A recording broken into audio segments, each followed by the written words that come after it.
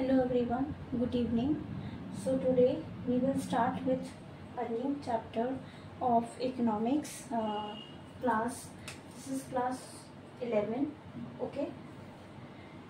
From your Indian economic development. आपकी कौन सी book से कराएंगे हम लोग? इंडियन इकोनॉमिक डेवलपमेंट में, that is Indian economic reforms 1991. Okay. अब इससे पहले हमने चैप्टर पढ़ा था Indian economic development from 1950 to 1990, यानी कि पोस्ट इंडिपेंडेंस पढ़ा था हमने. ठीक है. तो उस टाइम पे हमारी न्यू पॉलिसीज आई. प्री इंडिपेंडेंस टाइम पे जो ज़मींदारी सिस्टम था, land ceiling, where each and every one should get equal opportunity to have the piece of land. हमारी खुद की ज़मीन पर हमारा खुद का हक होना चाहिए.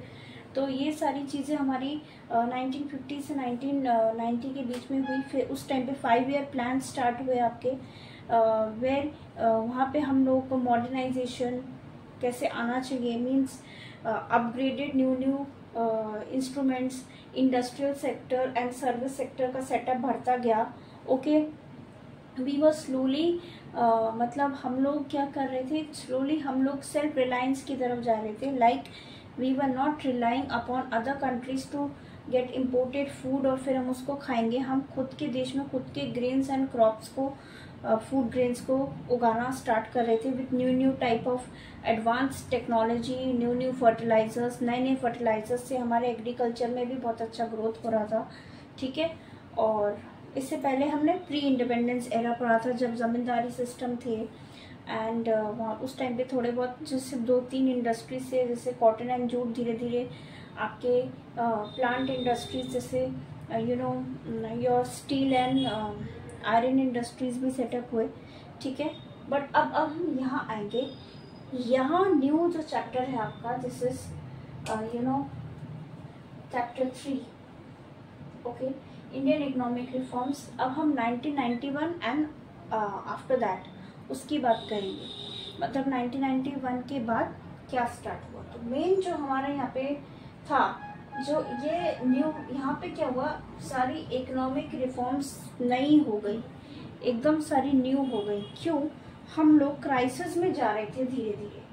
क्या हो रहा था, मतलब हमारा 40 इयर्स ऑफ प्लान डेवलपमेंट, यानी कि 1950 से 1990 के बीच में प्लान डेवलपमेंट हुआ. उस टाइम पे आपकी काफ़ी अचीवमेंट्स भी हुए. हमारी Indian industrial sectors and service sectors growth होने लगा.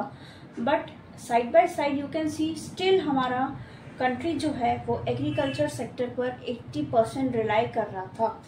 सो इससे क्या हुआ, जितने भी हम लोगों ने डेब्ट्स लिए दूसरे कंट्री से लोन्स, तो क्राइसिस में आ गए हम लोग. हमारे पास फॉरेन एक्सचेंज सर्विसेज में जितना फंड बचा था वो बहुत ही कम था इंटरनेशनल मॉनेटरी फंड से. तो उस टाइम पे नई पॉलिसीज को लाना पड़ा. तो वहाँ पे 1991 में हमारे इंडिया में जो फाइनेंस मिनिस्टर थे डॉक्टर मनमोहन सिंह, जो बाद में आपके प्राइम मिनिस्टर भी बने टिल 2013. सो जब हमारे finance minister Manmohan Singh brought many new policies, all the new policies he brought up in 1991. तो 1991 में वो नई पॉलिसीज लाना स्टार्ट हुए.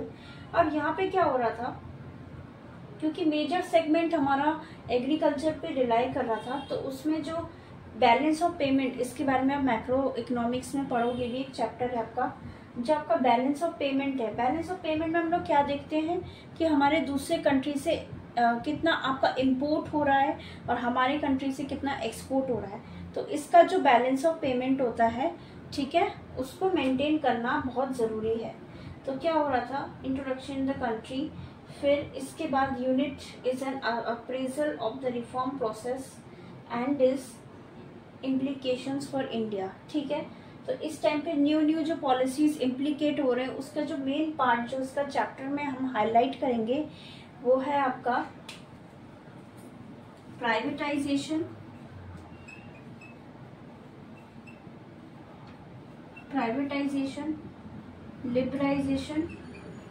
Liberalisation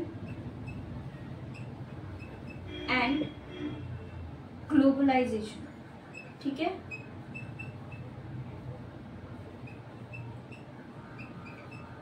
which is also known as an appraisal. Okay.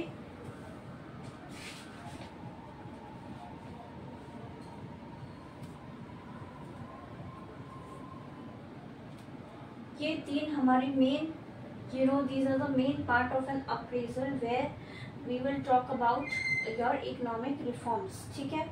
अब हम देखते हैं जो मैंने आपको बताया, जो काफी खाली होती जा रही थी. अब आप कहोगे ये ऐसा कम क्यों हो रहा था? हमारे पास सिर्फ एक हफ्ता बचा था, एक हफ्ते का फॉरेन एक्सचेंज रिजर्व बचा था.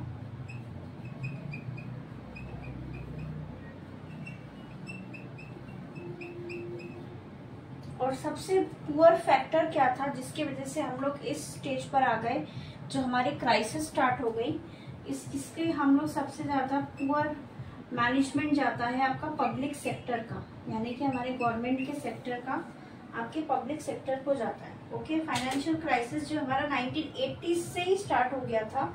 ओके. बिकॉज उस टाइम पे क्या हो रहा था, इंडियन इकोनॉमी का जो है इनसफिशिएंट मैनेजमेंट था, जो कि है आपके एडमिनिस्ट्रेशन में वेरियस पॉलिसीज को ला रहे थे, और कुछ ऐसे थे जो means these were not clarifying with the public sector, जो पब्लिक सेक्टर के साथ सेटअप नहीं हो रहे थे. ओके. चलिए आगे देखते हैं हम लोग, जो इसका कारण क्या है, हम लोग पब्लिक सेक्टर भी क्यों इतना फॉल कर गई, इतने हाई डेवलपमेंट के बाद हम क्राइसिस में क्यों आ गए, जो हमारे सारे इकोनॉमिक रिफॉर्म, सारे पॉलिसीज बदलने पड़े. Let's see.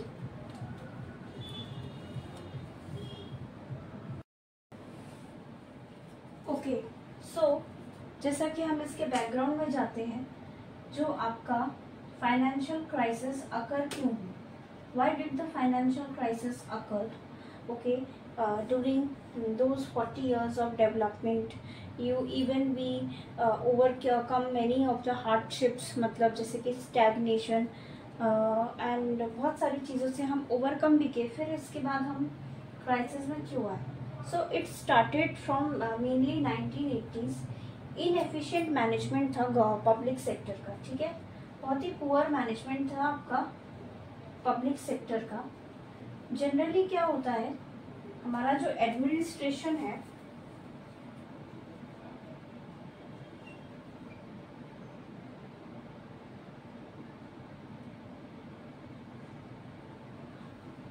वो जब पॉलिसीज क्रिएट करती है. Okay. When it create policies, तो पॉलिसीज बनाने के लिए गवर्नमेंट आपकी फंड जनरेट करती है. ठीक है. पैसे जनरेट कैसे होंगे, फंड्स जनरेट करती है. तो वो फंड्स कहाँ से लिए जाते हैं, आप जो टैक्स पे करते हो, टैक्सेशन, हम लोग जो टैक्स पे करते हैं, जो टैक्स पेयर्स है, वो पैसे आपके फंड में जाते हैं गवर्नमेंट के, वो टैक्सेशन से वो पैसे लिए जाते हैं.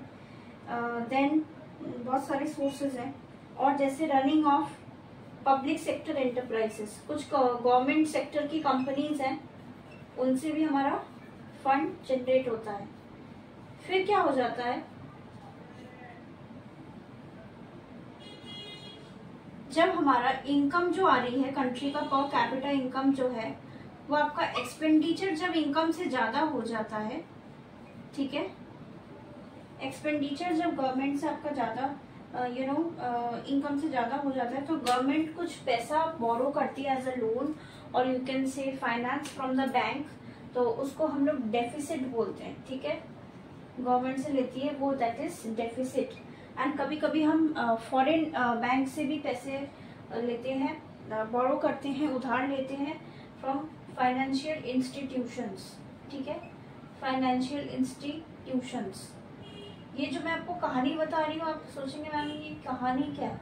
नो बेटा, ये आप लोग आपको इसके बैकग्राउंड में जाना भी जरूरी है कि ये स्टार्ट कहाँ से हुआ, आपके क्राइसिस स्टार्ट कहाँ से हुई. जब हमारा इनकम से ज़्यादा आपका एक्सपेंडिचर होता है, तब हम लोग पैसे बैंक से लेते हैं. We take finance from the bank, that is known as deficit. And financial institutions जो फॉरेन कंट्रीज में से हैं, वहाँ से भी हम लोग पैसे बोरो करते हैं. ओके. अदरवाइज तो हमारा आपको पता ही चल गया, टैक्सेशन और पब्लिक सेक्टर एंटरप्राइज से हमारा पैसे जनरेट होते हैं. ओके. अब जब हम लोग पेट्रोलियम जैसी हाई मतलब पेट्रोलियम जो सबसे ज़्यादा ज़रूरी नेचुरल रिसोर्स है, उसको जब हम दूसरी कंट्री से इंपोर्ट करते हैं तो हम उसको कैसे पे करते हैं? वी पे इन डॉलर्स। ओके, जैसे आपके अरब कंट्री में जा रहे हैं बट वी पे इन डॉलर्स।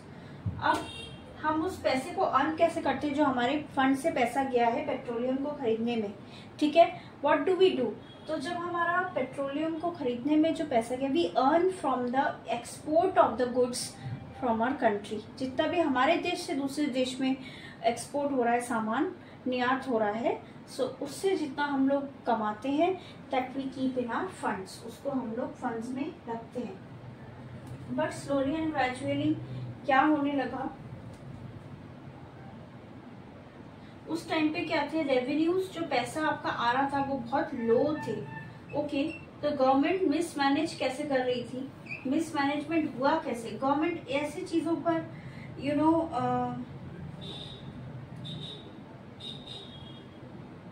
गवर्नमेंट को बहुत सारे चैलेंजेस से भी लड़ना था, ठीक है, जैसे कि बेरोजगारी, आपका अनएम्प्लॉयमेंट, बढ़ती पॉपुलेशन, एक्सप्लोडिंग पॉपुलेशन।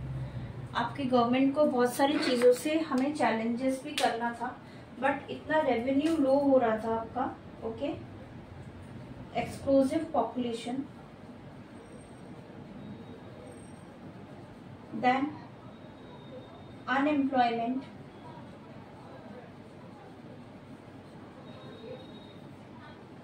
ठीक है, पॉवर्टी, ये सबसे ज्यादा आपके मेन चैलेंजेस होते हैं, जहां से आपको इन चीजों को, जब हम चैलेंजेस होते हैं और हमारी इनकम लो होती है, इन चैलेंजेस से निकल के आना बहुत बड़ा मुश्किल होता है। ओके, तो गवर्नमेंट क्या कर रही थी, ऐसे प्रोग्राम्स पे उसके बाद भी पैसा खर्च कर रही थी जहां से आपका एडिशनल रेवेन्यू बनकर नहीं आता, आपका इनकम कोई जनरेट नहीं हो रहा है, ठीक है, और उल्टा आपको ये सारी चैलेंजेस को फेस करना पड़ रहा था। Then what happened,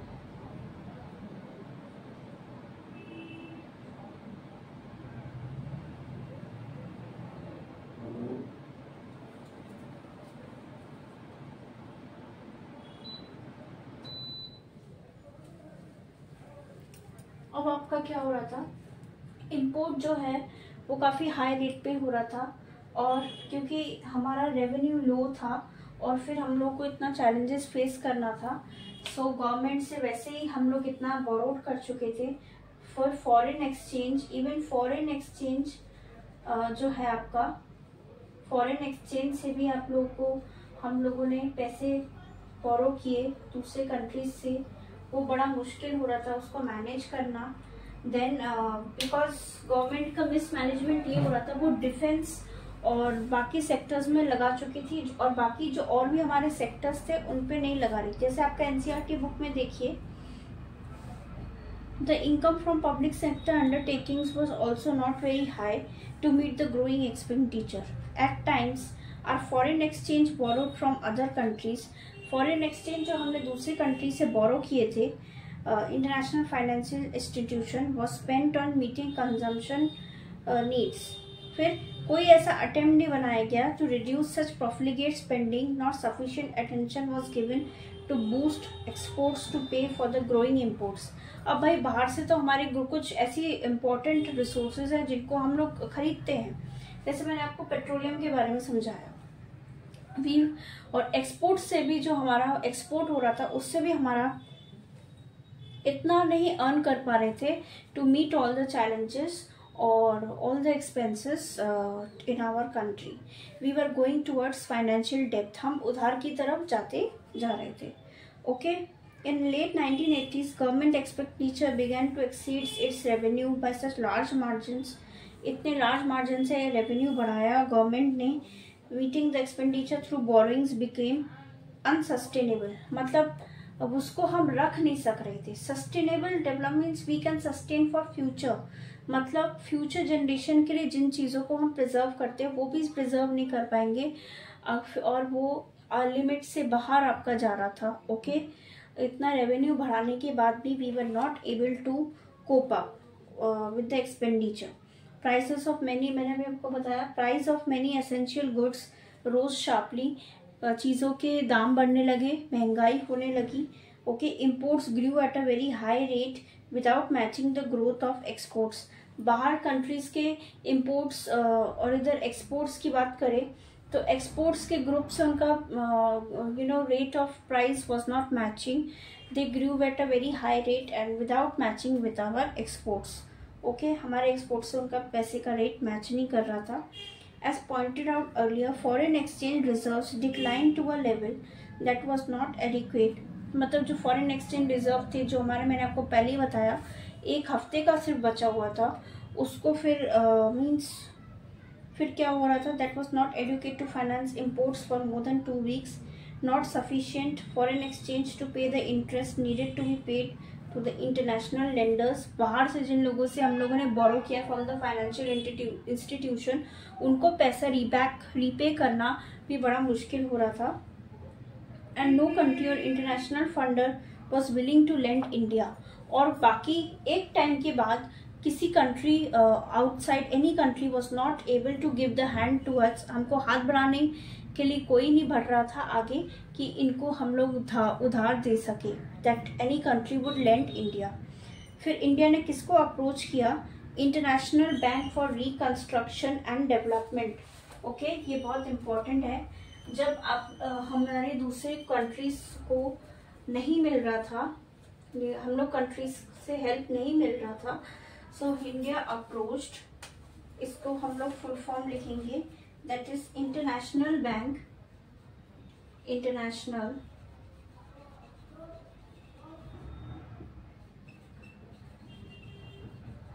for reconstruction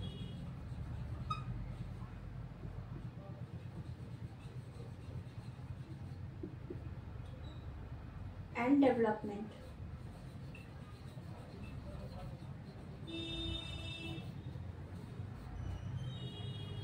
IBRD, okay, popularly known as, इसको ही हम वर्ल्ड बैंक बोलते हैं।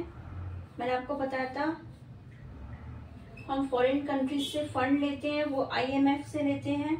ओके, इंटरनेशनल मॉनेटरी फंड बोला जाता है उसको, ये भी मैं आपको बता चुकी हूँ।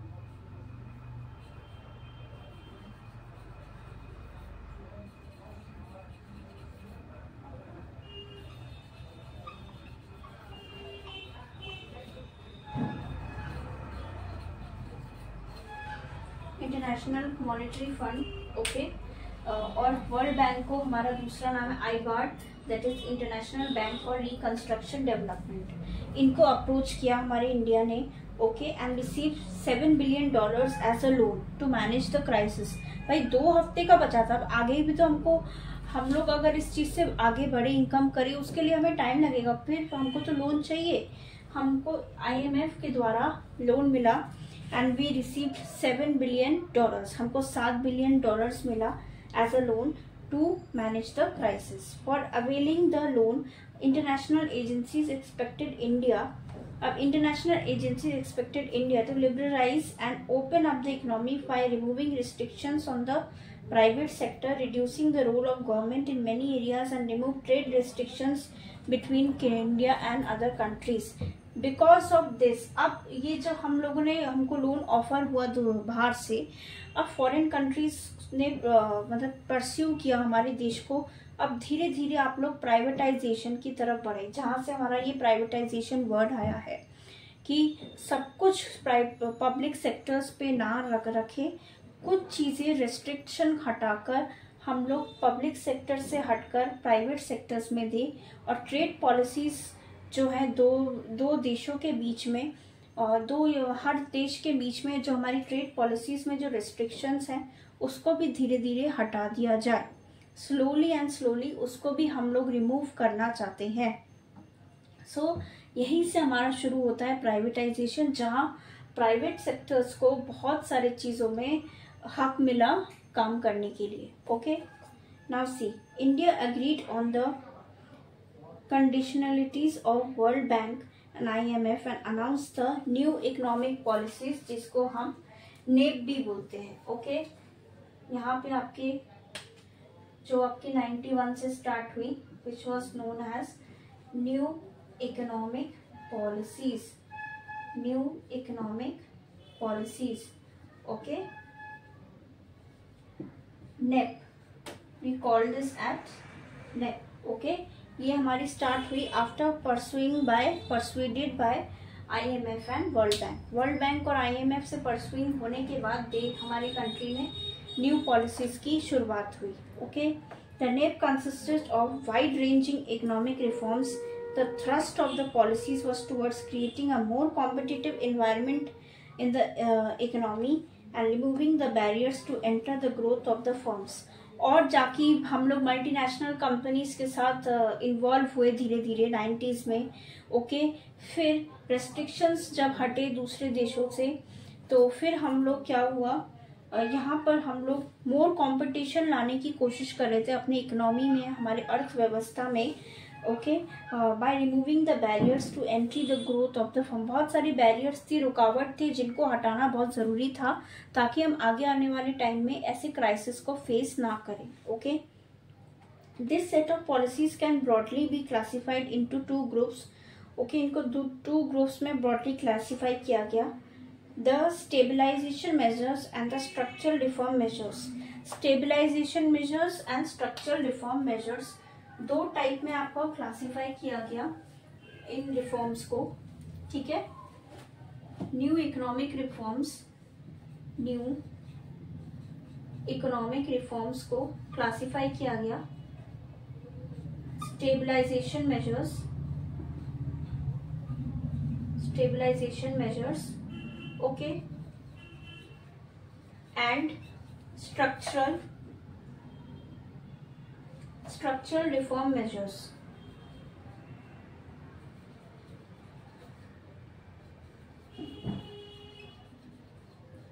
Structural reform measures. ठीक है, अब देखते हैं. Are short-term measures intended to correct some of the weaknesses that have been developed in the balance of payment and to bring inflation under control. Okay, ये चीज़ें क्यों आई? स्टेबलाइजेशन करने के लिए हमारे बैलेंस ऑफ पेमेंट में बैलेंस लाना ज़रूरी है. उसके लिए हम क्या वर्ड यूज़ करते हैं? स्टेबल होना ज़रूरी है. Balance of payment which is between the exports of the and the imports of the countries and other countries. तो एंड टू कंट्रोल इन्फ्लेशन, महंगाई को कंट्रोल करने के लिए भी इन शॉर्ट टर्म, ये शॉर्ट टर्म आपके मेजर्स हैं जिनको हम लोगों ने, हमारे देश ने लाया. Okay, in simple words this means there was a need to maintain sufficient foreign exchange reserves and keep the rising prices under control. जो हमारी प्राइस राइज हो रही थी, महंगाई हो रही थी, उनको कंट्रोल करना बहुत ज़रूरी था. Okay, and aimed at improving the efficiency of the economy. Economy की एफिशिएंसी को बढ़ाने के लिए and increasing its international competitiveness, internationally competition बढ़ाने के लिए by removing the rigidities in various segments of the Indian economy. बाकी पूरे इंडियन इकोनॉमी में जो कुछ रिजिडिटीज थी, कुछ रुकावटें थी, या फिर कुछ चीज़ें ऐसी थी जो रिजिड थी, विच वी कैनॉट मूव, हम उसको हटा नहीं सकते थे, वो रिजिडिटीज को हटाना बहुत ज़रूरी था. मतलब प्रॉपरली देखा जाए तो रिस्ट्रिक्शंस को हटाना ज़रूरी था. जब हम दूसरे देशों से इंटरकनेक्टेड होंगे तब जाके हमारा कंट्री ग्लोबली अक्लेम्ड होगा, जिसका वर्ड हमारा निकल के आया globalization. Globalization means where countries are interconnected globally economically with each other. हम इकोनॉमिकली देशों से कनेक्ट हो सके. ओके,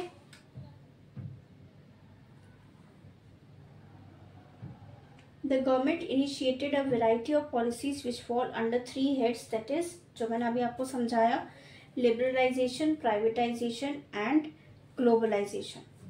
अब यहाँ पर liberal, where there should be no hindrances in growth and development okay और यहाँ पे रिस्ट्रिक्शंस को हटाने के लिए लिबरल होना मीन्स आज़ादी मिल रही थी थोड़ी थोड़ी, जो हमारी रिस्ट्रिक्शंस को हटा रही थी. From that this word also came out liberalization. Okay, तो यहाँ पर हमका बहुत सारी चीज़ें हैं. फाइनेंशियल सेक्टर रिफॉर्म्स और tax reforms, foreign exchange, and then privatization is also there, globalization is also there, global footprint, हम लोग ग्लोबली कहाँ पे अपना पैर की छाप कब कब बिठाया है वो भी आप देखेंगे.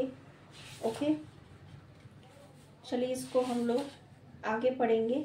तो आज आपका इंट्रोडक्शन था that how did the Indian economic reform started, how did it started, why did it started, what was the drawback of the financial crisis, क्यों हुई हमारी पुराने आपके इकोनॉमिक रिफॉर्म्स में. Okay, so till then if you like my video then please like, share and subscribe to my channel, and if you will help me out then only I will grow with you all. Okay, bye.